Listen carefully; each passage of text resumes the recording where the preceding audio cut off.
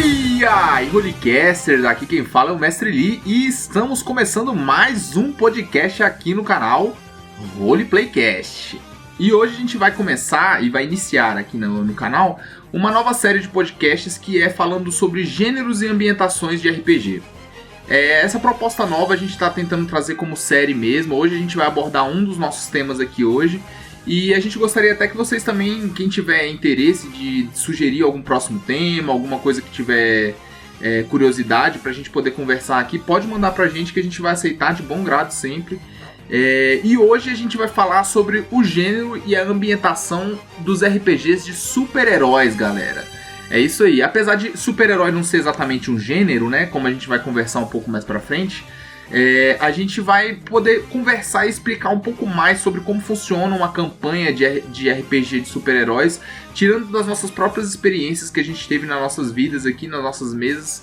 E hoje eu tô aqui com os meus amigos. E aí, galera, aqui é o Murilo, e com grandes poderes vem grandes irresponsabilidades. E aí, rapaziada, aqui é o Breda, e não importa se você é time Magneto ou time Xavier, o que importa é que você entendeu a mensagem. E aí, pessoal, tudo bom? Meu nome é Lucas, também conhecido como Rafael, e eu sou o melhor no que eu faço. Ser lindo. Ah, gatado.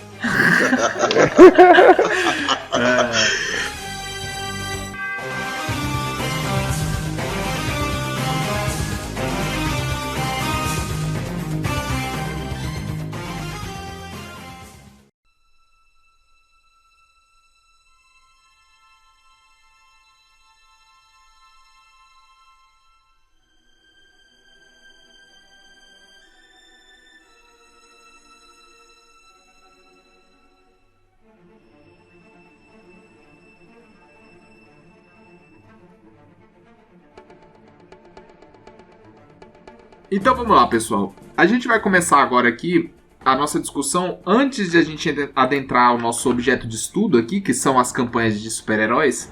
A gente queria então abordar um pouco mais os outros gêneros, né, de RPG em geral, assim, porque pra gente poder passar, pelo menos fazer uma passagem rápida nesse primeiro episódio sobre os gêneros que a gente já conhece, que a gente até futuramente está querendo abordar.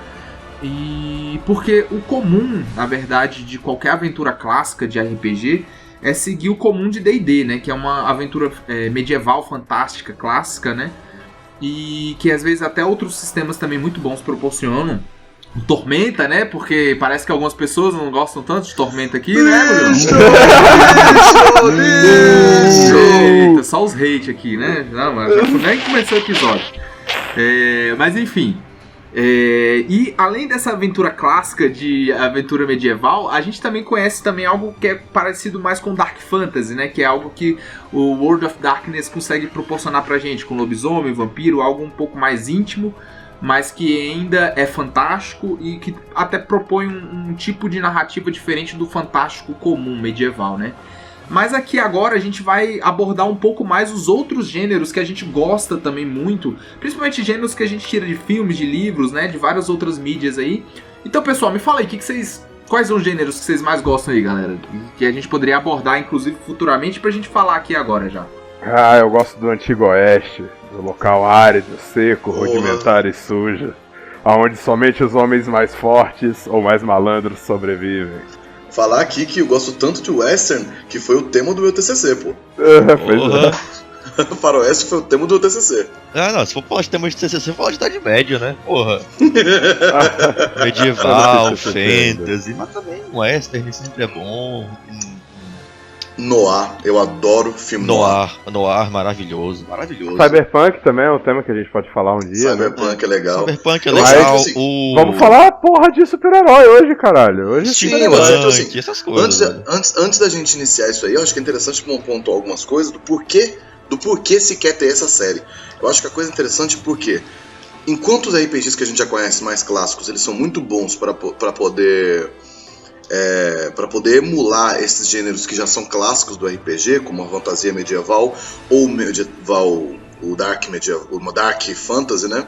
Esses outros gêneros, essas outras ambientações, se você pegar o sistema, se você pegar um D&D, se você pegar um Storyteller e você tentar mandar e você tentar fazer, sempre vai ser uma gambiarra, sempre vai ficar uma coisa estranha e sempre vai ter alguma dificuldade porque não é algo que é comum, não é normal da gente fazer histórias, né, da gente fazer campanhas de RPG sobre isso.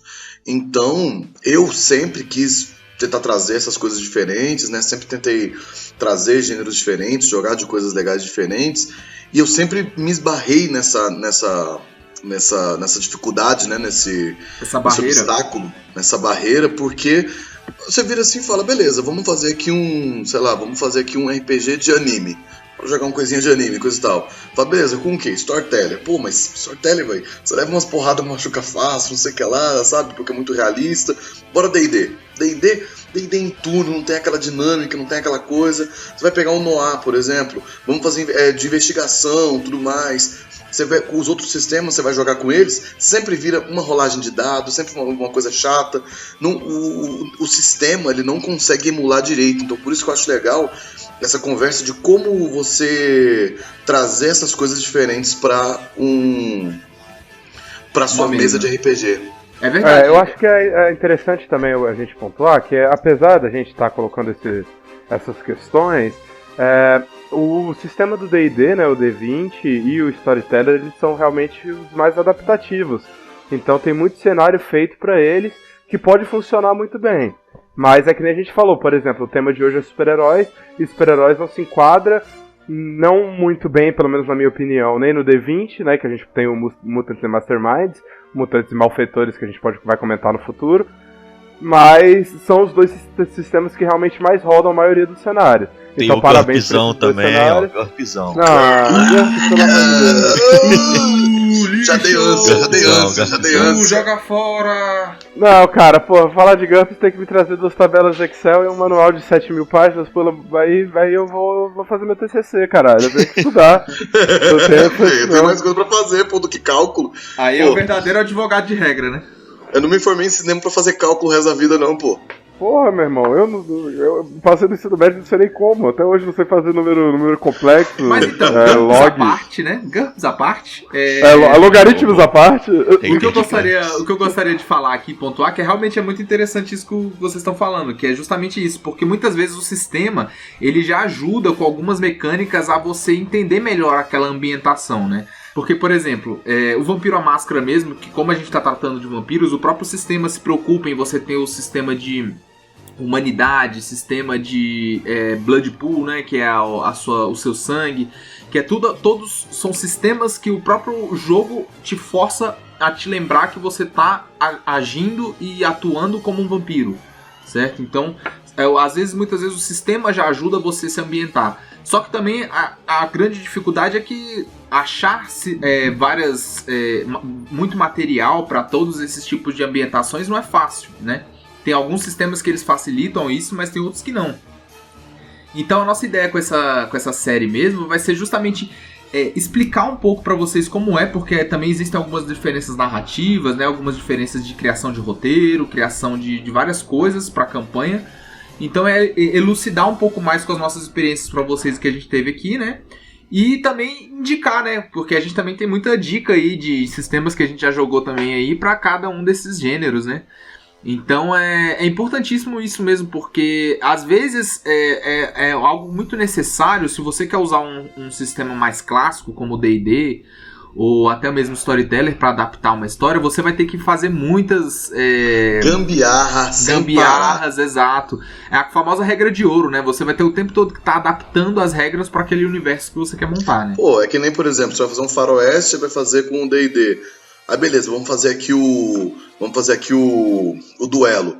Vai virar o quê? 2 iniciativas, jogou o dano, vira um combate comum. Cadê o drama do duelo? Cadê aquela coisa que você, quando você assiste, você sente, você quer sentir como jogador? Então, por isso, exatamente, você precisa você precisa trazer essas características pra sua mesa. E por exemplo, eu faria... No Storyteller eu faria um teste prolongado de raciocínio mais prontidão pra ver toda a tensão do duelo. De raciocínio mais prontidão, talvez. Talvez até um teste de coragem, tá ligado? Uhum. Autocontrole, essas Pois paradas. aí que você vê por que a gente... Aí que vocês veem por que a gente tá trazendo essa série. No Faroeste, quando a gente vai falar mais pra frente, existe um sistema específico para Faroeste, onde o teste de duelo é feito com cartas e você faz um mini poker, onde você precisa apostar coisas para jogar. Então você sente aquela tensão, porque você precisa apostar as coisas. E aí se você não der certo, você aposta aqui, então ele simula a tensão de quando eu vou puxar a arma, quem vai fazer primeiro, pro jogador sentir em vez de ser só jogada de dado. Então é isso que a gente tá querendo trazer. Sim, exatamente. Isso é algo interessante, né? Porque você vê, é um sistema que acaba abordando até outras coisas bem... coisas que geralmente não é comum, né? Tipo, o jogo de carta, né? Para um jogo de RPG é algo bem comum, na real, né? Então, é interessante pra caramba isso aí, na real, Bruno. Qual é o nome do sistema, você lembra? Eu não me lembro. No de Faroeste, quando a gente for fazer o de Faroeste, eu vou estudar o sistema direitinho e aí eu vou trazer ele melhor. Mas é assim, é exatamente isso. Sempre tem sistemas legais pra coisas legais. E é interessante encontrar essas coisas. Exato. Eu acho que agora a gente já introduziu bem a série aqui e a gente pode partir pro nosso objeto de estudo, né? Os super-heróis, né? Vamos lá então, galera? Vamos lá.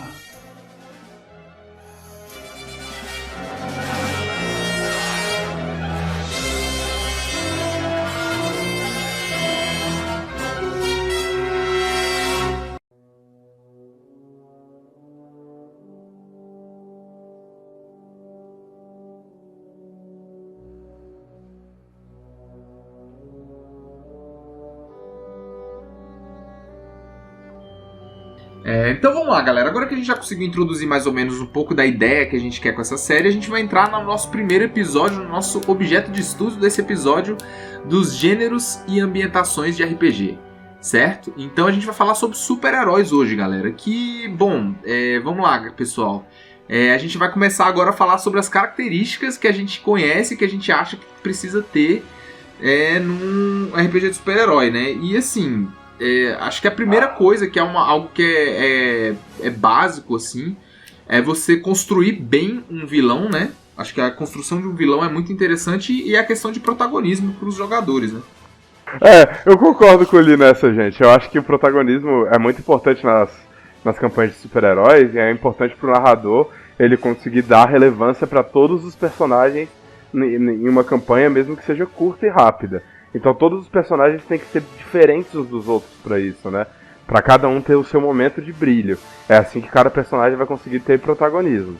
Eu acho que é justamente isso. Tipo assim, o narrador, o mestre, ele tem que ter muito jogo de cintura, de saber dosar a quantidade de protagonismo que cada personagem vai receber, os momentos corretos pra introduzir esse brilho, o spotlight, né? E saber a hora de direcionar o spotlight para cada jogador, né? E também dosar a questão do vilão, sabe? Porque não pode colocar um vilão absurdamente poderoso, nível, sei lá, Darkseid, que tem potencial para acabar com a mesa. Mas também não pode colocar vilão bandido que assalta mercadinho. Não, mas eu acho que tudo aí, Breda, depende mais de uma questão de relevância mesmo, saca? Tipo, das coisas, saca? Porque se você construir de uma forma, crescente, vamos dizer assim, a história, você pode começar com um grupo inicialmente que tá se descobrindo, sabe? Que tá iniciando ali um grupo de heróis, algo do tipo, sabe? E que aos poucos vai crescendo e descobrindo os grandes problemas e as grandes dificuldades ali que os heróis teriam que enfrentar realmente, sacou? Uhum. Então acho que tudo pode ser bem dosado, na real, tipo, depende muito, saca? Eu acho que do narrador. O narrador ele tem que ter, que não falei, tem que ter esse jogo de cintura aí de saber dosar as paradas. Eu acho que isso é muito importante. Eu acho que uma coisa que eu acho muito importante é que numa história de heróis, porque, por exemplo, você tá numa fantasia medieval, a galera pode estar sendo contratada, né? Tipo assim, fomos contratados para poder encontrar esse cara que não sei o que lá. Coisa de vampiro pode ser porque, eu quero poder, então a gente vai juntar aqui para derrubar aquele príncipe ali, para poder tomar o poder, né? Jogar jogo político, esse tipo de coisa. Super-herói não é sobre você bater no vilão. É você impedir o vilão de causar mal. Porque você é um herói, você não é só um cara com poderes. Eu acho que isso é uma coisa muito importante. É sobre você salvar o dia. Exatamente, é sobre você salvar o dia.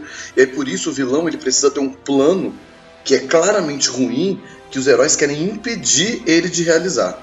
Nunca é sobre eu quero bater nesse vilão porque eu quero bater nesse vilão. Não pode ser isso. Exato, é por isso que eu falei que é muito importante, principal, além do protagonismo, como o Rafael também já citou aí, é a questão do vilão, porque o vilão ele tem que ter um propósito, sacou? O vilão não pode ser só um cara mau, ou justamente como o Murilo falou, um cara que você vai só lá pra bater, que é forte pra você ganhar XP e bater, sacou? Isso, não, eu acho que o ele pode ser só mal. interessante é você criar uma motivação boa pra esse vilão. Isso, na verdade, assim, apesar de que ser uma dica pra super-heróis, é uma dica pra qualquer tipo de história, né? Você criar um vilão com uma boa motivação é o que vai fazer qualquer vilão ser algo que você até se apaixona, que você quer estar do lado do vilão às vezes, sabe? Não, sim, claro, mas eu acho que a diferença do coisa de super-herói para os outros gêneros, para os outros tipos de RPG que já são mais clássicos, é que a motivação do vilão ela tem que ser uma coisa muito específica, ela tem que ser ruim e que os jogadores têm que sentir a necessidade de parar a motivação e não parar o vilão em si. Não é só pra bater nele. Eu acho que isso é que é uma chave importante. Então, tá aí. Eu acho que eu tenho um exemplo bom disso aí que você falou. Tá ligado o Homem-Aranha, o De Volta ao Lar? É o primeiro, né? De Volta ao Lar, não é? É, o De Volta ao Lar é o primeiro. Então, o Abutre daquele filme, mano, eu acho sensacional, velho. E é um vilão assim, tipo, velho, ele é um ladrão, tá ligado? Ele é só um ladrão que rouba equipamentos e saca, tipo... E basicamente, assim, o problema é que, assim, as motivações que são muito legais e que são criadas no filme, né? Ele é basicamente um cara que trabalhava, né? Que trabalhava pro governo ali. Quando tiram tudo dele, as coisas começam a mudar, ele passa de um ladrão pra começar a causar caos na cidade, né? Vender coisas, assim, e isso começa a causar a motivação para os heróis terem que agir, né? E mas você vê que ele não pior. E você falou o pior. O quê? Que ele é o sogro do Homem-Aranha. Não tem nada pior do que seu sogro. Aquela cena, velho. A cena do carro, a menina sai do carro, ele vira, tira aquela cena é sensacional. É ótima, pô. Se o Homem-Aranha tivesse meio culhão, ele quebrava o cara naquela hora. Era bom mesmo, podia ter resolvido. Meu irmão, o Homem-Aranha, naquela hora ele virava aquele carro do avesso, tá ligado? E prendia o cara no motor. Ideia. O cara mas não tinha porra nenhuma, né? Mas é aquilo, mas né, velho? Um moleque de 15 anos, né, velho? O cara com 15 anos, como é que ele faz com a garota? Assustou. Aí não dá. Assustou. Vai bater no pai da menina na frente dela. É por isso que o professor Gordinho chega e começa a falar com um aluno lá, bombadil, que faz Krav Maga a porra toda, o menino fica miudinho. Autoridade, pô. Autoridade. Pois é, mas então, um ótimo exemplo é esse. Você vê, o Abutre ele não tá querendo dominar o mundo, não tá querendo destruir o planeta. Mas ainda assim é uma coisa ruim. Ele quer vender armas, ele tá vendendo armas pra bandidos. E aí os bandidos começam Então, mas aí que tá ligado? Isso o é o Abutre, grande... ele não é aquele tipo de vilão que ele é mau. Sacou? Ele não é aquele vilão que ele quer fazer maldade e ponto. Saca? Ele tem uma pelo menos no filme, né? Ele tem aquela motivação dele que ele era um cara que aí rolou a merda dele lá que o Tony Stark fez um lobby filha da puta pra impedir que a tecnologia lá alienígena pós-Vingadores 1 caísse em mãos erradas, e o cara se fudeu, o cara perdeu o contrato com o governo, e etc, etc, etc. E um monte de coisas ali que já fizeram com que ele criasse um certo rancor pelo Tony Stark, né? E fez com que ele caminhasse, né, nesse caminho do vilão. Outro exemplo bom, então, que eu já vou te dizer, então, pra gente sair um pouco desse exemplo, é o Kingpin do Demolidor. Nossa senhora! O Onofrio lá, eu esqueci o primeiro nome dele, é alguma coisa Onofrio o nome dele. E aquele ator é sensacional, sabe? E é o que eu falei de novo, ele é só um chefão do crime que de novo, ele não quer dominar a cidade, não quer dominar o mundo, entendeu? Ele tem as motivações dele e as motivações dele causam problemas pra cidade. Não, mas ele é bem malzinho. Não, ele é bem mal. Ele é um cuzão. Eu não tô dizendo que ele não é mal, mas ele... Não, assim não. Mas é porque o Abutre, tipo assim, é um cara que foi fudido, que se fudeu e agora ele tá tentando arrumar a vida dele. O Kingpin, ele quer fazer gentrificação da cidade. Tá ligado? Esse cara aí não tem como pra se proteger, o cara quer fazer lobby imobiliário pra ele se dar bem, tá ligado? Exatamente, esse cara é ruim mesmo, ele é ruim. É o Lex Luthor da Marvel. A motivação do rei do crime é a Vanessa. Saca? É uma boa motivação, cara. Eu gosto. Essa é a motivação dele na primeira temporada do Demolidor. Véi, ele vira assim e fala: essa cidade pode ser linda se ao menos não tivesse esse monte de pobres aqui. E aí ele faz tudo pra poder arrancar os pobres pra poder ficar bonita a cidade. O rei do crime no Demolidor tá a um ato de antissemitismo do nazismo, tá ligado? Exatamente, é isso, exatamente, ele é exatamente isso. Essas pessoas aí, esses imigrantes, esses pobres aqui, ó, eu vou arrancar todos eles daqui pra reconstruir a cidade pra ela ficar linda, só com gente rica e bonita.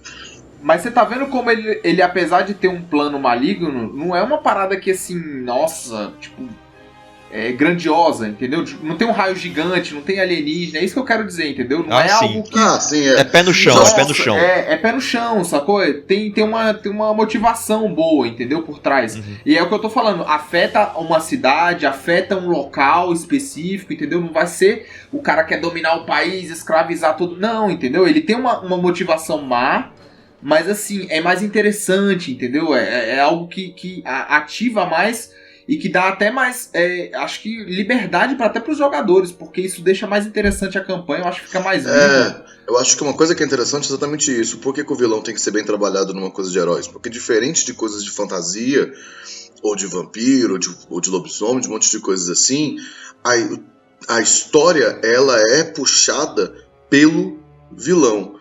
Então você tem que ter um bom vilão, porque se você tiver um vilão qualquer coisa, a história vai ficar qualquer coisa. Porque a história do super-herói, ela é baseada no arquétipo. Tem um vilão que quer fazer algo ruim, e você tem um super-herói que vai tentar impedir esse vilão de fazer esse algo ruim.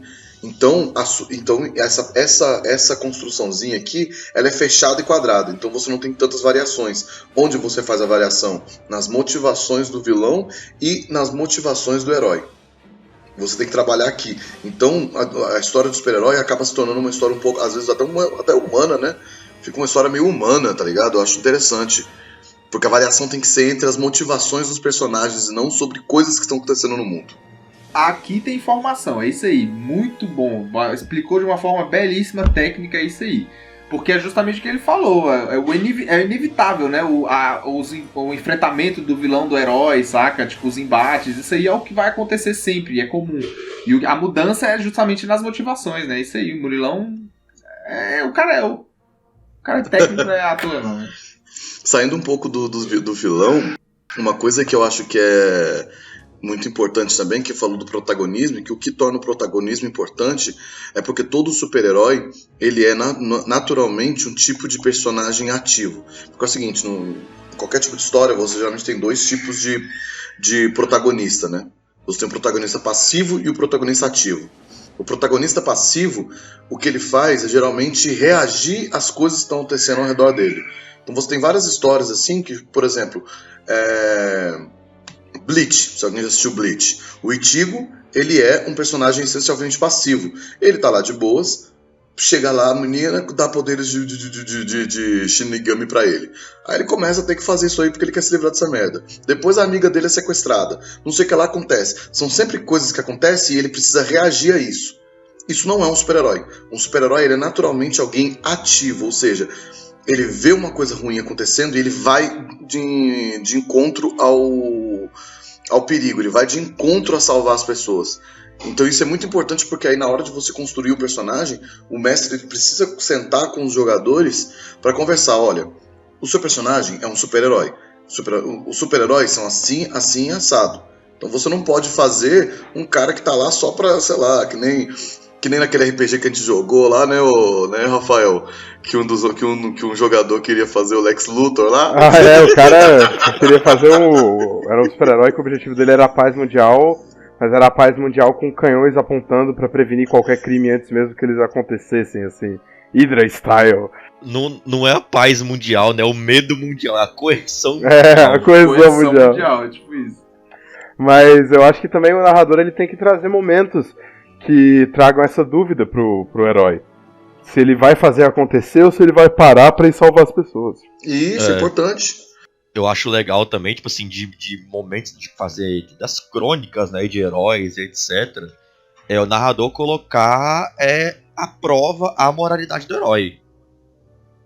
Sabe? Sempre é importante. Botar em xeque ali, porra, faz ali Muito momentos, importante. velho, que o herói se questiona se o cara, ele é realmente bom. Saca? Se o cara, ele é bom ou ele só gosta de lutar e de encontrar inimigos fortes, etc. E fazer bondade, salvar as pessoas é consequência.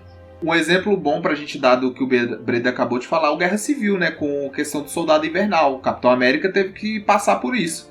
Botar as questões dele à prova, a honra dele à prova, se ele vai ser querendo ou não, ele começou a ser visto como um fugitivo, né? Da lei. Criminoso, um criminoso pelas questões que ele acreditava, sacou? Pelas O questões Homem-Aranha lá, bem-vindo ao meu mundo, né? Pois sacou? Então, tipo... É massa mesmo, é interessante abordar esse tipo de coisa assim que... Inclusive, assim, é bom, é o que o Murilão também citou. Porque jogador, é importante o jogador entender essa vibe. Porque uma coisa que é difícil também entender, que às vezes acontece, a sessão ela acabar caindo para algo muito comum de aventura comum, entendeu? E dali, aquilo ali não ser a vibe que necessita pro jogo e aí o jogo não vai bater. Entendeu? Então, além dos jogadores precisarem entrar na vibe, o narrador também tem que ter a sagacidade também de pensar, por exemplo, questões de combate. Os combates têm que ser muito épicos, geralmente, e com importância, né? Eles não podem ser em vão. Então você não pode ficar... enquanto a galera tá andando, encontros aleatórios, enquanto acontece geralmente, muitas vezes, em D&D. Né? Então, assim, as coisas têm que ter uma importância. Alguém tem que estar em perigo, alguém tem... Né? Então, tudo isso vai influenciar para esse jogo dar certo. E assim, acho que também, além da importância, essa sensação de imediatismo que tem que ter, tá ligado? Tem que ter um perigo real. Sabe? Um perigo ali, um risco palpável para os personagens, além de, obviamente, de perder a vida deles. Perder o personagem. Porque senão o herói não é heróico. Exato, saca? Tem que botar o risco ali, velho, de de o cara perder a cidade ser destruída, a pessoas Vanessa, morrerem. É a Vanessa também, por exemplo, botar algo que seja mais próximo dos personagens também, tanto do vilão quanto dos próprios jogadores, né? Dá importância porque às vezes também, querendo ou não, as pessoas ali muitas vezes viram números, né? E aí às vezes a gente pode... E é interessante porque o Vampiro à Máscara tem esse sistema, a quinta edição agora, que é da Touchstones, que é exatamente pra trazer mais drama, entendeu? Que é pra, velho, é interessante essa questão de você puxar o personagem, o herói, pra essa vida humana, essa vida civil, tá ligado? Que inclusive também é muito interessante ter sessões, ou às vezes mesmo até crônicas voltadas para a vida civil do herói. Eu acho que isso é muito importante. Isso é muito importante exatamente por causa do que o Lee falou. Os personagens é muito fácil de virar número. Então você tem, por exemplo, sei lá, alguém pega e joga uma bomba, vai explodir uma bomba na cidade. Aí beleza, vai morrer, sei lá, vai morrer 10 milhões de pessoas, que são as pessoas que moram.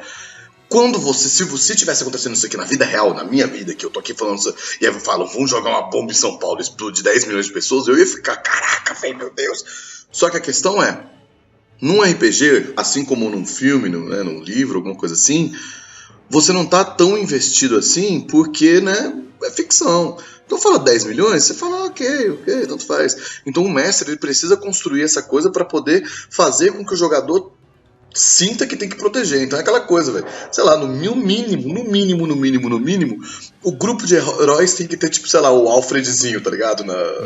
Que vai lá e serve eles, tá ligado? Sei lá, um humano comum, uma pessoa comum que tá lá ajudando a galera e tudo mais. Porque quando uma merda for acontecer, sei lá, aquele NPC que todo mundo curte tá em perigo de morrer junto com aquelas outras pessoas que ele tem que salvar. Isso dá essa sensação de imediatismo maior. É sempre legal ter a namoradinha do namoradinha. Então, e isso vai naquele tópico que eu falei de explorar a vida civil dos heróis, sabe?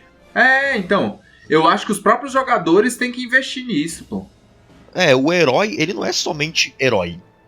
Ele tem um emprego, às vezes estuda, faz faculdade, tem as relações pessoais dele, seja relações amorosas ou relações familiares, de amizade, etc, sabe? E isso é muito interessante de ser explorado em crônica, em mesa, sabe? Incrementar já um pouco no background do personagem, mas usar esses ganchos pra explorar isso em mesa, sabe? Não, exatamente. Eu acho que isso é uma coisa importante do mestre, porque o mestre precisa ser capaz de colocar isso na campanha. Sim. Não, e outra, mas é o que eu tô falando sempre, jogador tem que ajudar também, porque não adianta botar tudo na mão do mestre, sendo que o jogador tem história pra criar do próprio personagem, sacou?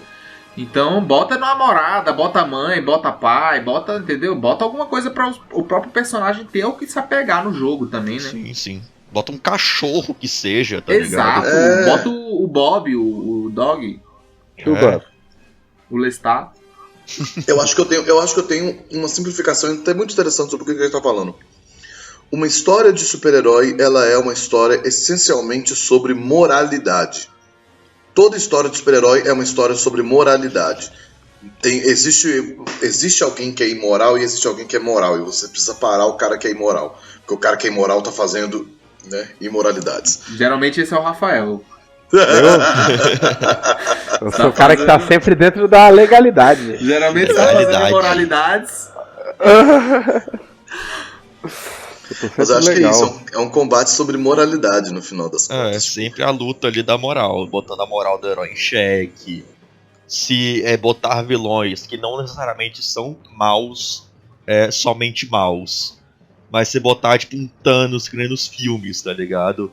É aquele vilão que você para e pensa, mas caralho, o cara tem um pouquinho de razão aí, né? O cara tem esse negocinho aí, né? Que nem o do Pantera Negra também do filme lá, o Killmonger, saca? Velho, exatamente. É o tipo de vilão que você não consegue discordar do cara. Magneto, mas os seus métodos são errados, tá ligado? Mas aí você vira, mas os seus métodos são errados. Mas exato. Os métodos são ruins. A ideia, sacou? Não é errada. Você não consegue discordar daquele vilão. Mas é super interessante esses personagens serem explorados, né? É uma boa ideia de criação de vilão aí, realmente você conseguir trabalhar esses perfis de não ser um vilão somente eu sou o mal, eu sou as trevas. Eu sou mal porque eu sou o mal. É muito mais interessante ter algo por trás. E exatamente, quanto mais debatível, mais profundo for essa questão, mais realista fica esse vilão. Explorar justamente a linha tênue ali do que transforma uma pessoa normal em um vilão, sabe? E por que os ideais desse vilão podem ser tão facilmente assimilados e absorvidos por outras pessoas. E eventualmente espalhar um certo ideal, uma certa ideologia, saca? Mas não precisa esgotar nisso, né? A gente tem que deixar claro que não precisa esgotar nisso. O Coringa, por exemplo, é um ótimo vilão e ele é só mal. Uma das coisas que eu queria falar também, que é muito complicado em campanhas de heróis, é a dificuldade da integração do grupo.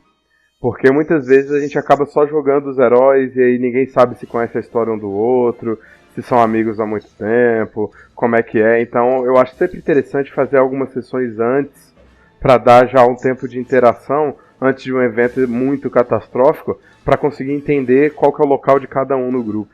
Porque se você jogar somente os heróis, fica meio perdido. Fazer uma pegada, velho, é legado de Júpiter, saca? As partes do flashback ali, que os caras melhor parte da série, né? Oi? A melhor parte da série. A melhor parte da série, exatamente.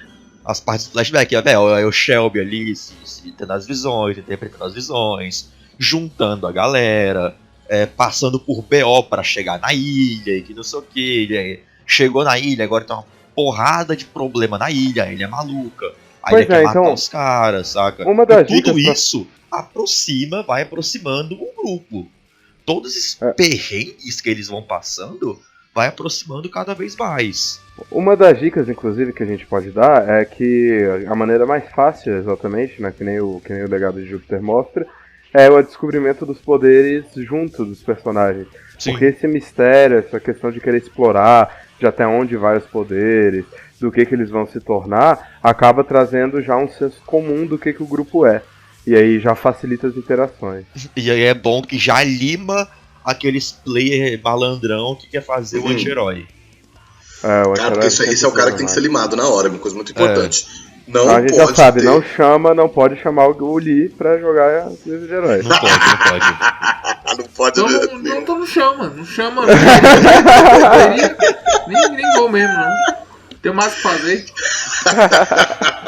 Tem menino pra criar, tem trabalho pra fazer, um monte de coisa, né? Não, vocês estão de sacanagem. Eu faço personagens incríveis, negócio de só taciturno aí. Ele só faz todo personagem do Lee é o Sasuke. É isso, gente. Vocês estão me tirando disso. Isso é verdade pura. Purinha. Mas eu acho que, assim, falando sobre outras maneiras de você começar a campanha de super-herói, eu acho que uma outra maneira que eu acho que funciona também, que eu acho bem legal, se você quiser, por exemplo, fazer com que cada personagem, porque também a gente não pode esgotar, né? Falar, é sempre assim que vai funcionar, só assim. Outro jeito, por exemplo, sei lá, a gente quer montar uma parada que dê a impressão de que é um mundo de super-herói onde pessoas podem conseguir poderes de várias maneiras diferentes. Maneiro. Só que eu acho que, no mínimo, o chamado do herói tem que ser feito ao mesmo tempo. Ou seja, se cada um deles ganhou poderes separadamente, a coisa que vai chamar eles a virarem heróis vai acontecer naquele momento para todos os personagens terem se chamado juntos. E aí poderem se tornar super-heróis juntos. Acho que no mínimo é isso. Pode até ser que você fale, não, eu não quero que todo mundo ganhe poderes juntos. Beleza. Mas eles vão virar super-heróis juntos. Porque se eles já forem super-heróis separados, não vai funcionar direito. Não vai rolar direito. Eu acho que até pode funcionar, Murilo. Só que o problema é que eu acho que vai demorar a engatar, porque é aquela verdade, assim, por mais que você esteja jogando com amigos ou até com pessoas desconhecidas, são pessoas jogando com personagens novos, com interações novas, com pessoas entendendo esses personagens, então acaba que consequentemente vai acabar sendo o início meio travado, eu acho, sabe? Mas é o que a gente tá falando, se a gente fizer um início mais de descoberta entre os personagens, ao invés de personagens mais experientes, né, que já são heróis, é algo que facilita essa interação inicial, entendeu? Muito. Que aí vai fazer a ligação. Convenhamos, né, gente? E convenhamos, né, gente? Eu tenho um problema sério, porque super-herói, como todo mundo é protagonista, quanto mais você dificulta esse início, mais demora pra história desenvolver legal e mais os jogadores começam a ficar de saco cheio. Tipo, tem duas. Eu acho que tem uma maneira bem simples também da gente conseguir fazer esse chamado do herói, que é o Zordon dos Power Rangers. Entendeu? O Nick Fury, que é o cara que chega e junta a rapaziada. Só que é aquela maneira bem porca, né? Aquela maneira bem peppa. Então, mas essa parada do Nick Fury mesmo é interessante de se explorar justamente essa questão de ter, por exemplo, uma associação de heróis, algo que centraliza dá essa sensação de unidade dos heróis. Seja, por exemplo, uma Liga da Justiça, que tem as divisões da Liga da Justiça, seja um rolê meio S.H.I.E.L.D., que tem no Vingadores, e os Jovens Vingadores, e Vingadores não sei o que, e por aí vai. Seja um rolê meio Boku no Hero, tá ligado? Que tem a sociedade ali de heróis, e tem a escola de heróis e etc. Ou seja, um bagulho One Punch Man, sabe? Que é uma mega empresa. Centralizador, né? Que é uma mega corporação capitalista que só se interessam basicamente em dinheiro e usam heróis ali pra conseguir dinheiro. Pra evitar desastres, mas conseguir dinheiro primariamente. No fundo, são coisas diferentes, mas tem o mesmo intuito, né? Tem o mesmo a mesma funcionalidade na história. Essa unidade centralizadora dos heróis. Mas eu acho que sempre os heróis têm que ser maior do que essa corporação, entendeu? Eu acredito que essa corporação no fim sempre tem que acabar tendo uma traição ou se mostrando fraca. Eu acredito que essa questão, os heróis têm que ser o símbolo, entendeu? Igual é na Liga da Justiça, cada herói é um peso. No fim tem que ser isso. Então essa corporação, em algum momento, tem que se mostrar falha. Igual é a S.H.I.E.L.D. no Capitão América 2 e por aí vai. Mas, velho, essa questão, por exemplo, que você falou da Liga da Justiça, a Liga da Justiça é mais fácil de rolar isso justamente porque ela foi criada pelos próprios heróis, tá ligado? Não é uma organização de terceiros, de empresários, que juntou uma galera ali e falou: fulano, você não quer salvar o dia e ganhar um trocado? E aí, eventualmente, isso cresceu, explodiu, espalhou pro mundo inteiro. Tá ligado? Não, eu acho que a coisa que rola é exatamente essa. É tipo, uma das coisas que eu acho que são essenciais numa história de herói é que os problemas que o herói vai resolver são problemas que as instituições não são capazes de resolver.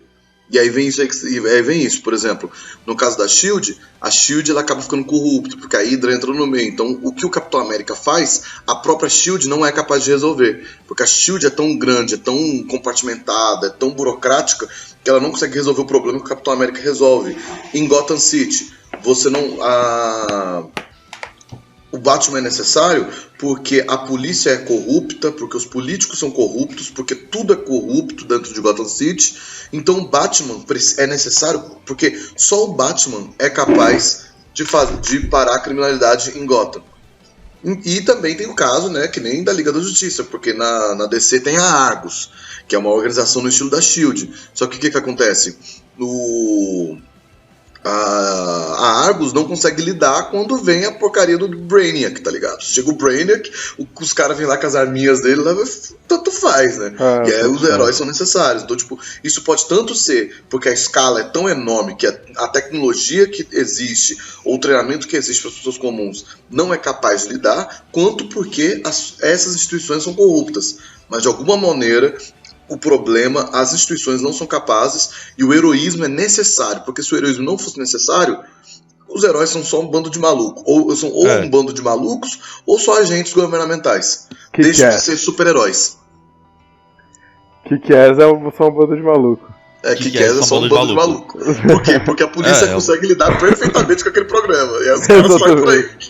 Kick-Ass é só um bando de sociopata ali que resolve bater na galera, tá ligado? Exatamente. Os caras querem ter licença pra bater nos outros. Então tem isso, tipo, pra ser super-herói, pra não ser uma paródia, né? Uma coisa assim, pra você falar assim, não, queremos fazer uma campanha de super-herói. É necessário isso. O problema, as instituições não conseguem resolver esse problema. Sim. Muito importante na hora de montar a campanha. Então, outra coisa que eu acho que é importante, pelo menos é o que me parece, pelo que eu já entendi de coisas de super-herói, é que você pode até montar uma campanha grande, tipo assim, você fala, não, a gente quer jogar por muito tempo. Ok, dá pra jogar por muito tempo. Só que os arcos não podem ser muito longos. Porque uma hora ou outra você tem que enfrentar aquele vilão. E geralmente, como a gente falou antes, como o antagonista, ele é o foco de pra onde a história vai. E o protagonista tá entrando em combate com o que o antagonista quer fazer. Você não tem como fazer que nem D&D, aquelas coisas assim, de que você tem tipo subchefes, não sei o que lá, você vai descobrindo coisas maiores. Não dá, você precisa encontrar o vilãozão e bater, porque tem que meter a porrada na cara do vilão. Então, não dá pro arco ser longo demais. Os arcos de história tem que ser moderado, né? Porque dá pra ter um subchefe ali, alguma descoberta, mas assim, não dá pra você botar 5, 10 subchefes, que é aquela coisa que eu falei anteriormente, senão você cai pra uma parada D&D, aventura fantástica, e não é a ideia, entendeu? Dungeon crawling, né? Você vai passar a dungeon, encontra não sei o que, aí descansa, exato. A ideia é ser épico, super-herói não é isso. A ideia é ser épico no super-herói. Sim. Uma coisa que é importante a gente lembrar também é o nível de poder, sempre escalonar pra baixo, né? Se começar como Jovens Titãs, os X-Men ali, Jubileu, Bob no início, saca? Como heróis bem inexperientes que estão descobrindo os poderes que ainda vão aumentar, é uma ótima ideia, porque os poderes de super-heróis acabam escalonando geralmente muito rápido e é algo que a gente tem que tomar cuidado, né? E eu acho que isso aí é uma boa estratégia pra explorar isso, é justamente usar a pegada Boku no Hero. Saca? Que tem uma escola de heróis, aí conforme a galera avança nos anos ali e tal, você vai eu gosto muito de Boku no Hero, gosto muito, é um dos meus animes favoritos atualmente. Só que eu acho caidaço essa ideia. A High School Sério? já tá caída, já chega de Harry Potter. Não, eu não quero escola de super-herói. Eu quero que o herói seja um herói. Ele não é um herói porque ele tá... Porque em Bredinha, você tem que entender que eu gosto do Wolverine e o que ele faz não é bom, entendeu? Não é numa High School, porra. Mas, ó, o problema de Boku no Hero é o seguinte. Lembra quando falou sobre a instituição? O problema de Boku no Hero é... Os heróis lá... Eles estão fazendo uma faculdade pra poder virar um herói, ser patrocinado e o trabalho dos caras vai ser super-herói. Isso não é super-herói mais. Isso é um agente endeusado, mas é um agente. É um agente... É um super policial. É um super policial. É um Robocop. É um Robocop do inferno. Sacou? Porque Porra, e ainda ninguém aqui controla. quer ser um Robocop cabuloso, porra, caralho. Mas o Robocop dá dedo pra polícia e sai fazendo as coisas, né? É, mas tu fica na chuva ali, travadão, tá ligado? Pra você fazer merda, você tem que ficar travadão na chuva depois, é foda. Porra. Mas, pois é, o meu problema com o Boku no Hero é isso. Mas, tipo assim, dá pra fazer isso aí. Tipo assim, eles começam, não sei o que lá, vamos participar dessa academiazinha. E aí descobre que a academia, na verdade, é corrupta, ou que tá, sei lá, descobre alguma porcaria. É a mesma coisa que a gente falou. A instituição tem que ser menor. Porque no caso de Boku no Hero, a instituição é menor. É maior do que os heróis. Não é. O All Might é o maior símbolo. É verdade, não tem razão. É. Ha. E depois que os caras viram herói profissional, eles abrem as agências dele, independentes, etc. Pois é, mas olha que loucura, abre a agência, velho. É meio brega, né? Muito brega, velho. Segurança privada. Capitalismo virou segurança privada, parada praticamente. Você abre uma agência, aí você recebe dinheiro do governo pra poder fazer esse trabalho. E como melhor a sua agência vir, mais o governo vai financiar a sua agência. Pra Ainda você poder contrata os estagiários. Não, gente, Boku no Hero é uma péssima ideia. Vamos focar no X-Men, no Jovem X-Men é melhor, é uma escolinha. X-Men é uma escolinha também de super-heróis, mas já tem aquela coisa meio tipo, não é governamental, tudo mais. Acho que já funciona Porra, melhor. Jovens Titãs, meu irmão. Vou imaginar que a mesa de Jovens Titãs, cheio de adolescente, numa casa, sozinho, É sem um né? adulto por perto. Mas tu já leu o quadrinho de Jovens Titãs? Não. Cara, quadrinho de Jovens Titãs é porque no desenho não é assim. No quadrinho de Jovens Titãs é putaria o tempo todo. Todos Caralho. eles pegam todos É eles, suruba, galera fica vai grávida, mudando. galera fica grávida. Mutano se transforma em um elefante, né? E vamos que vamos. Bicho, eu não Pega na eu não tô de- tromba. Eu não tô de zoa. Quando fala meter um monte de adolescente numa casa e vamos que vamos, é exatamente isso nos quadrinhos. Caralho, eu sei que nessa animação mais nova aí que teve dos Jovens Titãs e tal. Ah, não, é mais Mostrou light, já. é- Não, mas tipo assim, já mostrou uma relação da Estelar com o Robin, tá ligado? Já dá umas bonitinha, né? insinuadas ali. A Estelar dá umas insinuadas, tá ligado? No Robin ali, dá umas indiretas ali, nas coisas que eles fazem no privado. Não, mas você diz o quê? No desenho ou Não, isso no desenho, na animação mais recente, nas animações mais recentes que estão saindo da DC agora, né? Ah, nos filmes. É, isso nos filmes, estão pegando esse teor mais adulto, sabe? Ah, É o verdade. DCU que a gente já falou aí, o DC, o Universo Animado. Universo Pois Animado é. da DC, não lembro. Isso é uma coisa nesse caminho aí. Só que, véi, essa parada de ter uma instituição exemplo de Boku no Hero, sabe? É bom que limita os players e evita power play. Tá ligado? Porque, mano, a gente conhece player. Nós somos não é só players. player. Também conhece Mestre Maluco. A galera faz power play, tá ligado? Mestre deixa Maluco, eu conheço, nós conhecemos Mestre Maluco. Deixa eu te falar, velho. Tinha uma campanha que a gente tava jogando. Eu e o Lee tava, né? Além de outros amigos. E a gente já jogando há anos já, tudo mais. E aí, como eu era mestrava sempre, continuamente, né? Eu virei assim e falei, pô, eu acho que eu quero jogar um pouquinho agora. E aí, como eram sempre arcos, eu falei, pô, vamos fazer que nem quadrinho, que muda o roteirista, né? E aí chamei um dos bichos que tava jogando e falei assim, pô, velho, tu não quer mestrar agora um arco, não? Eu bicho, não, beleza, mestro, sim. E aí a gente começou, pá, eu fiz um cara que o poder dele era ser super inteligente, e aí ele montava umas armaduras doidas, pá, beleza, e aí vida que se foi. Aí o negócio começou a escalonar, e o negócio começou a escalonar, e eu não estou de zoeira com vocês. No final do arco dele, a realidade deixou de existir. O cara quebrou a realidade, tudo deixou de existir. E aí um dos NPCs do cara, que era do bem, apareceu, porque ele não foi destruído, porque ele era também outra entidade aí do tempo, cosmos, do porra toda. E aí ele não tinha poder pra refazer a realidade inteira, então ele fez só nós 5, os heróis. E aí os heróis surgiram e aí eles se juntaram num Megazord bizarro, tá ligado? A gente foi obrigado a falar o nome do RPG. Juro por Deus. Que brega, que brega. Foi brega, Nossa foi brega. senhora. A gente foi obrigado. Vocês E aí estavam. Calma, a gente- calma. Juro por Deus, isso teve que falar. É sério isso. Bicho, e a gente, na hora que ele falou assim, fala agora, a gente, fala o quê, cara? Eu sou, a gente. Aí, tipo, putz, o nome do RPG, todo mundo ficou meio constrangido, cada um olhou pro lado, assim. Aí falou assim, não, mas tem que falar junto, gente. Oh, meu Deus, ai, meu Deus do céu. Todo mundo ficou meio constrangido. Caralho, que brega. Vocês tinham quantos anos quando isso rolou? Vixe, eu tinha 20 anos, tá ligado? 20 e Caralho. poucos anos. Por isso que a gente tava constrangido. A gente ficou assim, que é isso, cara? Então, realmente, tem que ser uma limitação. Porque, assim, super-herói, as coisas ficam muito gigantescas. Mas também não é anime. Mas também não é anime, tá ligado? Então, por isso que eu falei, tipo assim, né? É o problema do Dragon Ball. O Dragon Ball, depois que você mata o cara mais forte do universo, aparece quem agora? Tá ligado? Tipo...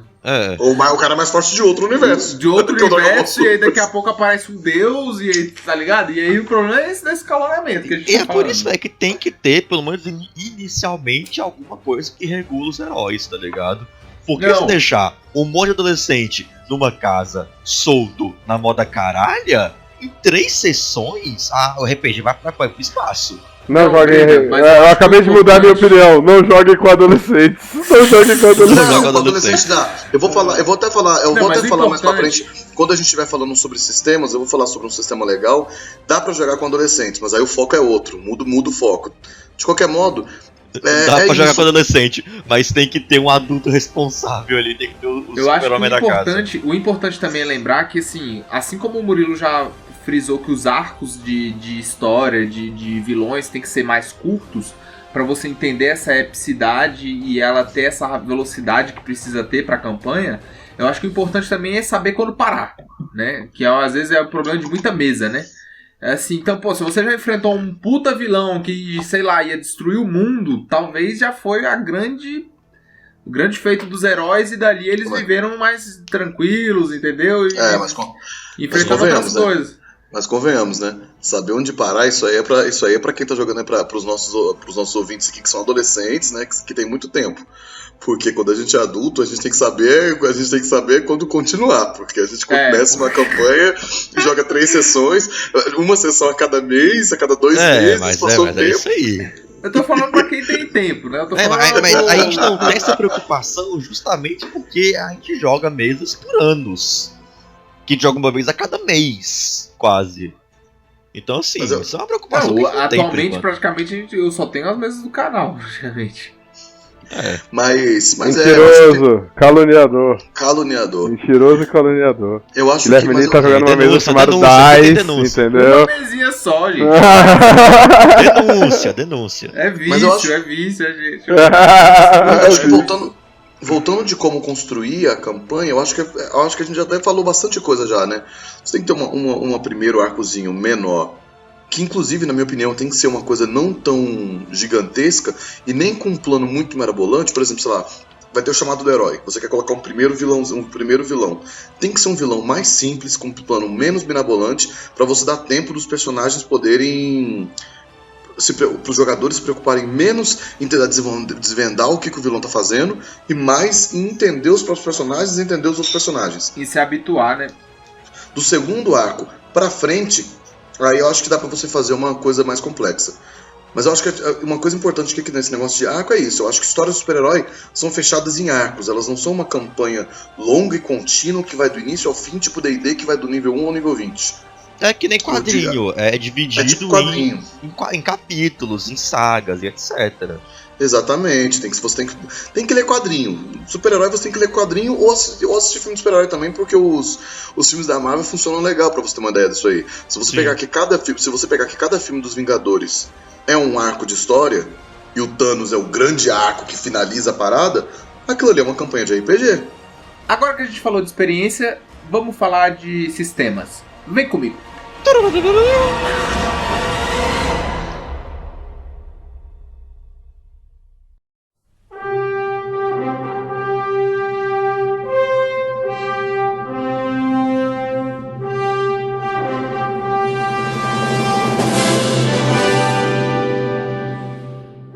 Então, galera, a gente vai começar aqui agora o papo sobre os sistemas, né? A gente já falou agora tudo que a gente abordou sobre como criar uma mesa de super-heróis, né? Como abordar essas diferentes formas narrativas que precisa ter para ter uma campanha de super-herói legal, né? E então agora a gente vai abordar um pouco agora os sistemas que a gente já teve experiência, né? Que a gente já conheceu, já jogou e assim, a gente vai falar dos bons e das experiências também não muito boas, né? Pra gente também já poder alertar alguns aí das dificuldades que vai ter alguns sistemas e de falar daquilo que a gente já falou no início do episódio, né? De se você for usar, saber adaptar. Então vamos lá, galera. Quem vai falar o primeiro sistema aí? GURPS! Não! Vou te roubar não, Rafael. Fala aí do... Então, eu queria falar então sobre o sistema mais legal de herói que eu já joguei. Já joguei alguns, mas esse foi o que mais me surpreendeu positivamente, que é o DC Heroes terceira edição de 1992. Ele é um puta sistema, ele é tabelado, mas ele traz uma variedade gigantesca de poder, podendo colocar em qualquer nível, assim. E é aquele negócio, né? DC Universe, então 1 milhão de poderes, dá pra você fazer o Superman se tu quiser. Mas, controlando os poderes e olhando a tabelinha, ele deixa o combate bem fluido e todas as ações são livres e a dificuldade da ação vai ser dada pela tabela, de acordo com o seu nível nesse poder que você tem. Na verdade, eu concordo muito com o Rafael, esse sistema é muito bom, a gente testou aqui já. Inclusive esse sistema de tabela é uma tabelinha só, galera. Quando a gente falou que é tabelado, é uma tabela só. E ele é bem parecido com a tabela do Diamond, né? Também, que é um esquema bem parecido.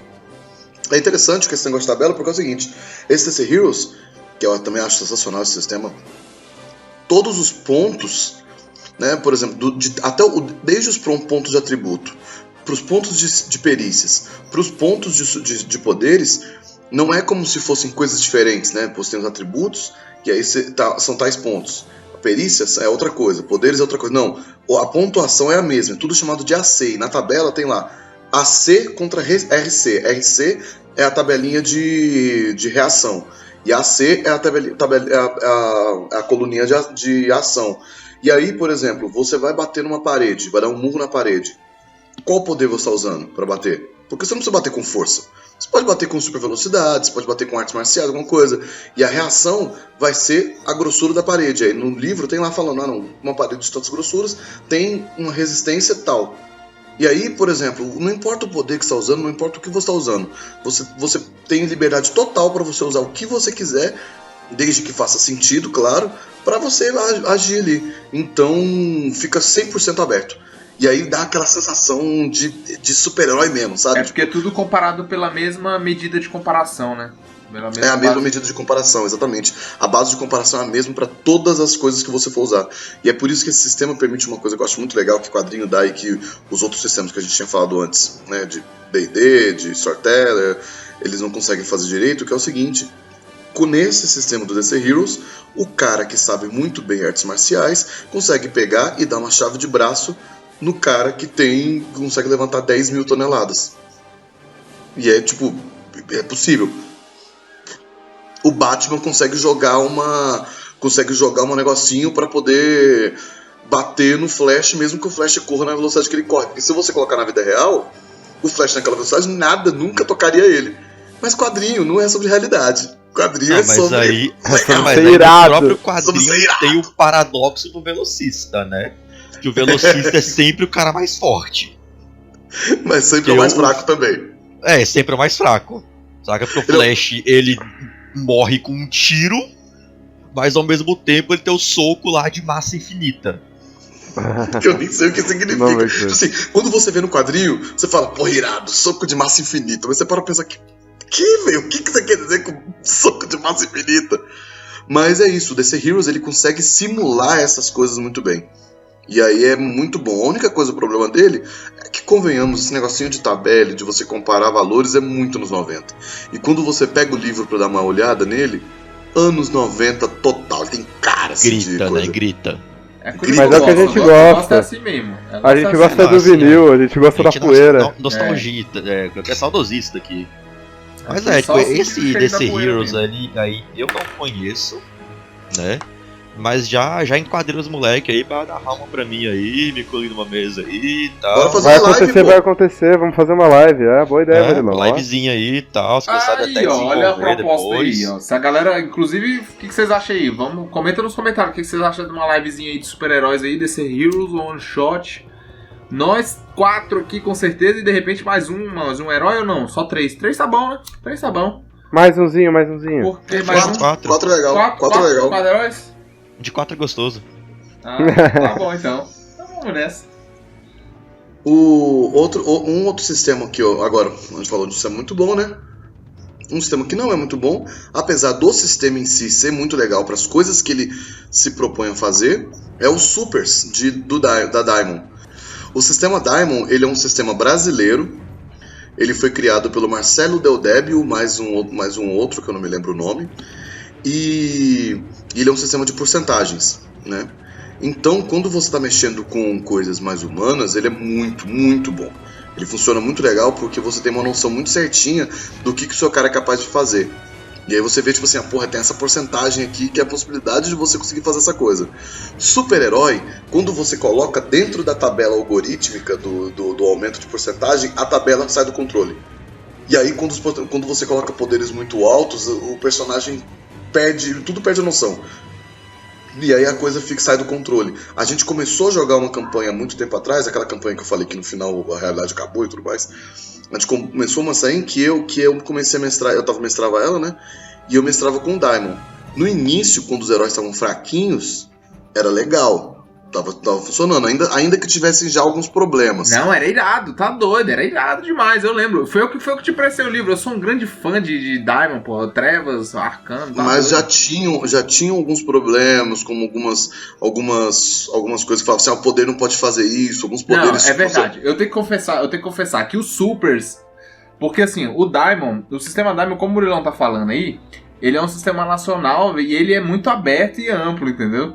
E ele, tipo, tem a possibilidade... Eles, tipo, sempre tiveram uma acessibilidade boa também por conta do preço. E sempre tiveram a proposta de botarem muitos materiais com vários cenários baratos, com o livro de regras total. Então você vai encontrar livro de Diamond com temática de anime, de vampiro, de anjos e demônios, de noir, de... de tudo que você imaginar, você pode conseguir encontrar alguma coisa de Diamond. E tinha de super-heróis. Só que o de super-heróis é o que o Murilão falou aí, velho, que é a parada do escalonamento, velho. O momento que você mexe com heróis é muito poder, né, Murilão? O que a gente fez no final, depois de algumas sessões, o que acabou acontecendo foi que a gente resolveu largar a ficha de mão. A gente pegou assim e falou, pô, tanto faz. Tiramos a ficha e começamos a jogar só narrando. Interpretativo, total, né? E aí por isso que ficou uma loucura. E aí virou loucura, não? Quando tirou o sistema do caminho, aí tanto faz. Aí o cara vai assim, vou dar um murro na cara do cara. Aí eu falava assim, você errou. Como assim? Porque eu tenho tal velocidade, não sei o que lá. Aí o cara... Aí virou criança de 8 anos brincando no parquinho. Isso. Eu te dei um tiro. Acertou. Não, acertou porque eu desviei, porque eu tenho tal coisa. Não, mas eu tenho Qual tal coisa. cavaleiro do Zodíaco você é? Em qual mês que você nasceu? Isso, virou isso. Então é outro sistema também, né, que eu já joguei, acho que foi 1 ou 2 sessões. A gente jogou 3 sessões. 3? Foram 3 sessões que o Murilo que sabe mais é que ele narrou, né? Que é, assim, é o da Marvel, né, o Marvel Heroes. Uma parada assim. É Marvel Roleplay Hero. É Marvel Heroes Roleplay. É isso aí, essa parada aí. Que, velho, é um sistema, assim... Ele é legal, ele tem seus prós e tem seus contras, sabe? Eu gosto dele com ressalvas, né? Porque assim, ao passo que eu acho ele bem aberto com relação à customização do personagem, de poderes, de níveis de poderes, origem dos poderes e outras touchstones que o próprio sistema te, entre aspas, obriga a pegar, né, essas certas touchstones que te prendem no ser humano ainda, né, que te mantém humano ainda, o sistema ao passo peca muito com relação a certas habilidades sistemáticas, né? Começando que assim, o sistema ele não é nem um pouco intuitivo, Não. né? Nem um pouco intuitivo. As rolagens deles são terríveis. As rolagens são terríveis. Você vai fazer uma rolagem de ataque, vai usar um poder X, uma combinação de poderes X, né? Você tem que rolar um D20, aí mais um D12, aí mais um D8, mais um D4, mais um D6, mais tantos de modificadores, e aí contra mais um D20, mais um D12, mais não sei o que do cara. Sacou? E aí, beleza. Total. E aí, além de ter que ter esses 1 milhão de dados diferentes, que geram valores diferentes, e fazem testes resistidos um contra os outros, tem questões de habilidades, de extensões de poderes que o sistema te limita. Ele é meio videogamezão. Eu acho que essa questão da rolagem dele acaba deixando bem robotizado o combate, acaba tornando videogame, que nem o Murilão falou. É videogamezão. Porque, por exemplo, você tem cada poder, por exemplo, nesse sistema, você tem um poder, né? O seu poder faz tal coisa. Só que aí você precisa colocar os efeitos do poder. Os efeitos do poder são basicamente transportando pro videogame, são tipo as manobras, tá ligado? Sabe quando você tá jogando videogame e aí você aprende a dar o murro no chão. Agora você sabe dar o murro no chão pra gerar shockwave. Agora você aprendeu a dar o golpezinho que faz não sei o que lá. E aí você fica preso nisso aí. Pô, eu sei fazer esses golpes, esse golpe, esse golpe, esse golpe. Agora, uma coisa boa desse sistema, uma coisa legal sobre o narrador, quando você está narrando, é que tem um sistema de pools. Que é o seguinte, você pega, os jogadores eles pegam e eles têm alguns pontos de ação. E aí eles podem gastar esse ponto de ação para ganhar aprimoramentos na ação deles. Toda vez que eles gastam esse ponto, o narrador ganha esse ponto. E aí o narrador pode usar esse ponto que os jogadores gastaram para poder bombar os vilões, para trazer vilões mais cabulosos, para poder... Isso dá uma coisa interessante, que fica aquela coisa. Toda vez que o herói faz uma coisa que ele não deveria fazer, uma coisa maior do que ele devia, como resultado, o mestre vai fazer algo grandioso de volta. Isso dá uma sistemática pro mestre. E aí para alguns mestres também, por exemplo, que não tem muita noção, às vezes é meio difícil de saber regular a dificuldade das coisas, isso facilita, porque aí o mestre tem uma sistemática, né? Ele tem um sistema de como narrar, assim. O jogador fez uma coisa, ele gastou tais pontos, você pega esses pontos e gasta e joga outra coisa de volta. Isso facilita um pouco pro mestre.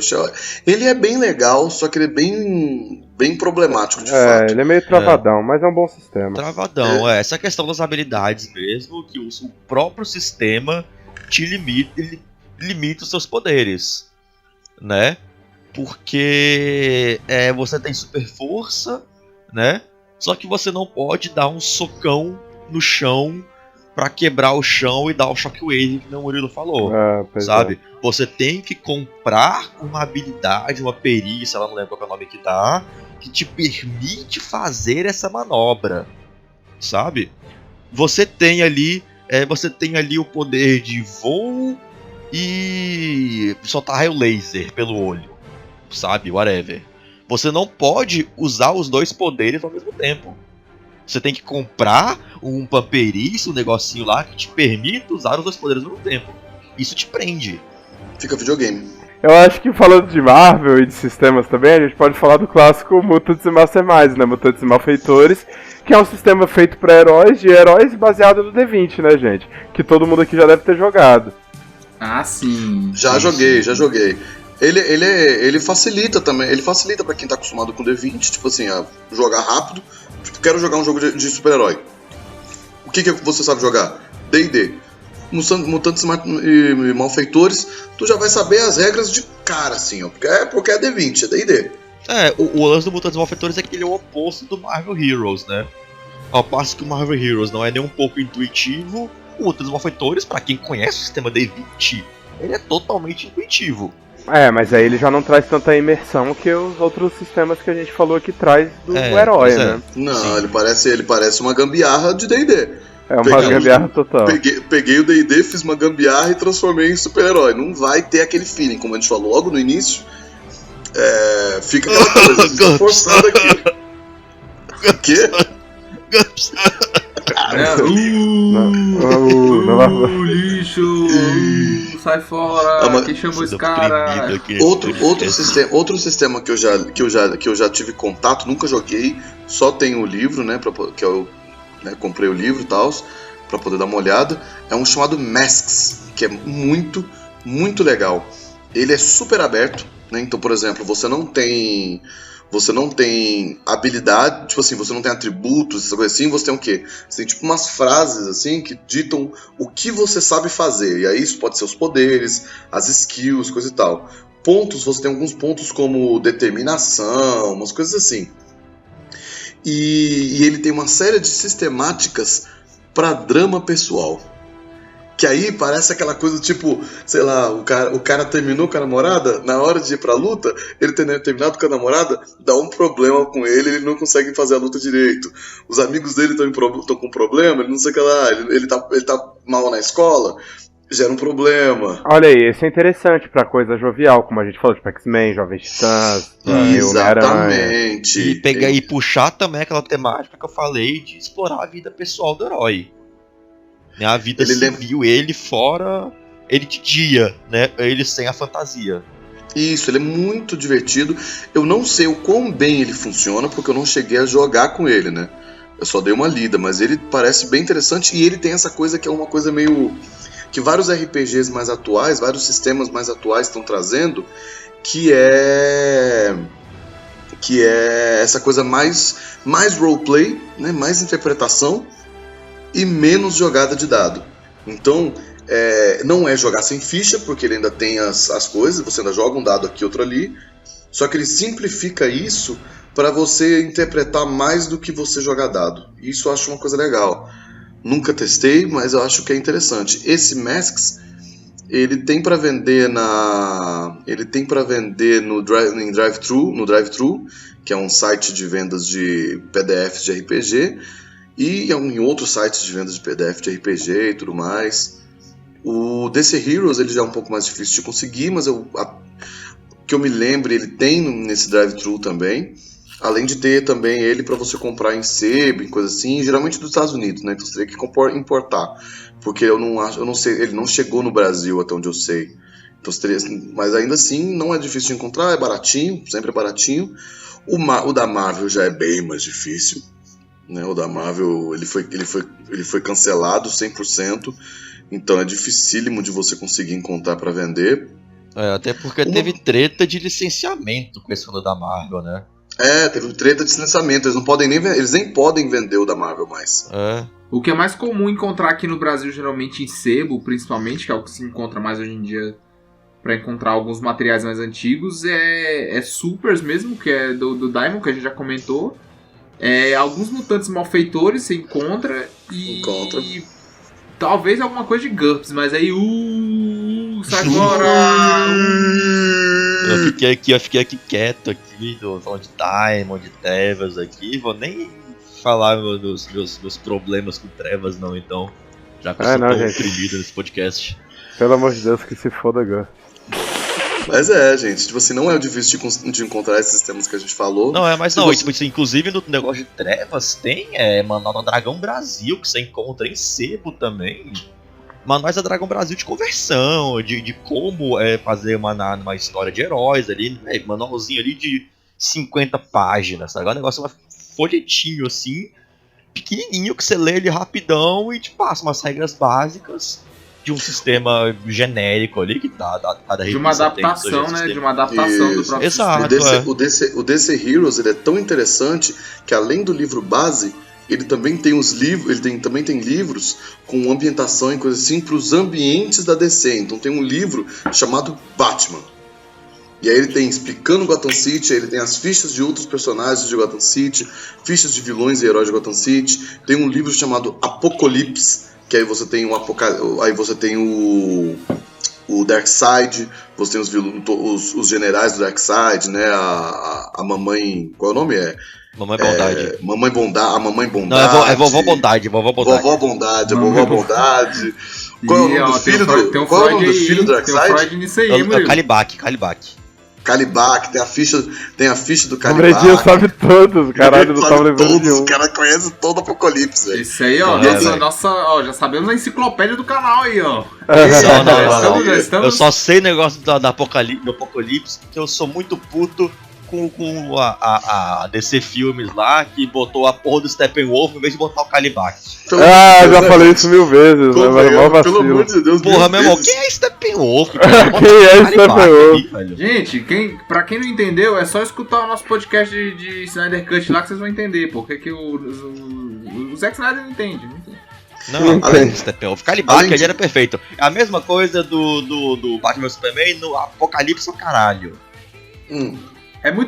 Tem algumas coisas legais, mas ele além disso, o DC Heroes também tem módulos de aventuras prontas. Tem várias aventuras prontas que são inclusive algumas aventuras prontas são conversões de arcos clássicos dos quadrinhos que eles convertem para você poder montar o seu herói e meter lá, tipo, só convertendo algum arco da DC que já é famoso. Super interessante também. O Masks, ele tem, dentro do livro dele, voltando do Masks, dentro do livro dele ele tem toda uma descrição com algumas coisas do que a gente falou aqui, tipo, como montar uma aventura, como o mestre pode conseguir manipular as coisas e tudo mais. Então, eu acho que se você quer fazer um RPG de super-herói, você buscar por um desses sistemas é interessante, não porque o sistema é legal, mas porque o próprio livro, ele te ajuda, né? Ele traz umas explicações de como você montar. Ele ajuda você a fazer a campanha, ajuda os heróis a fazer a campanha. E aí eu já deixo também uma proposta aí. Se a galera também quiser ver uma live aí com esse sistema também, a gente tentar buscar trazer aí. Tentar buscar não, né? A gente tenta buscar aí trazer esse sistema pra vocês aí numa live, de repente a gente faz até uma minissérie, a gente pode pensar aí, galera. A gente precisa de comentários. As possibilidades são infinitas. As possibilidades são infinitas, a gente precisa da interação de vocês. Aí o pessoal pode colocar aí nos comentários aí do YouTube quais os sistemas e cenários que eles querem ver pra essa nossa série, né, que tá saindo agora. Então, acho que é isso aí, né, pessoal? A gente tem mais alguma coisa pra falar? Beijos. Bredinha, pergunta do GURPS, Bredinha. Não, GURPS não. O que é esse cara? Quem chamou esse cara? Quem foi que? Vou dar um recado final aqui, pau no cu do Deodébio. Quem chamou esse cara? Babaca pra calado, isso é verdade. Quem chamou esse cara? Que isso?